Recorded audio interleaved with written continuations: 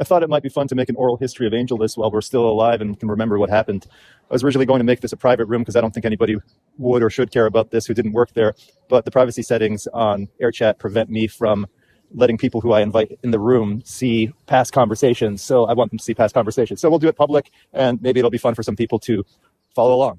I'll start with the part where we figured out how to make AngelList work, as opposed to the 3 instances before that where we failed. I'll tell you about that later, as well as how I met up with Naval originally and we started the Venture Hacks blog. So how did we come up with the idea of AngelList that actually worked?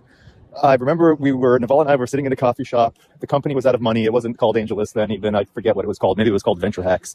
And we were out of money. We'd been out of money for a while. I didn't have any money myself either, really. And I was telling Naval that I was going to start selling PDFs on the Venture Hacks blog, like PDFs about how to start a company.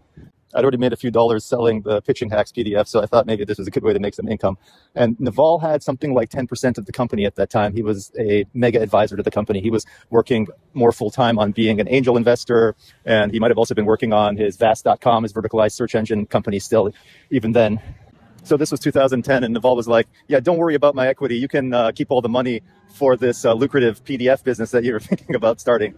So that was that, and Naval was driving me home after the meeting, or maybe I was going to his place, and in the car, we somehow came up with the idea of, why don't we just make a list of investors and publish that on the Venture Hacks blog? Instead of trying to write software like we've been doing, trying to start a social network like we've been doing, let's just do the dumbest thing possible.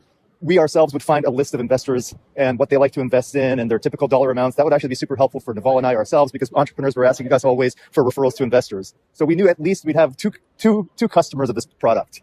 This is all happening in the drive home. And we were like, okay, let's just make a form, the equivalent of a Google form. I don't know if Google Forms were around then. We used Wufoo, W-U-F-O-O, which was a YC startup back in the day for people to make their own online forms. We just used Wufoo to make a questionnaire that we were going to send to the investors that Naval and I knew, and ask them just like 5 or 10 simple questions: their name, what companies they've invested in, what markets they want to invest in, typical dollar amount they invest in a company, how many investments they plan on making this year, a link to their LinkedIn and Twitter. And there was nothing like this at the time. There was no list of credible seed investors that was easily accessible and actually had useful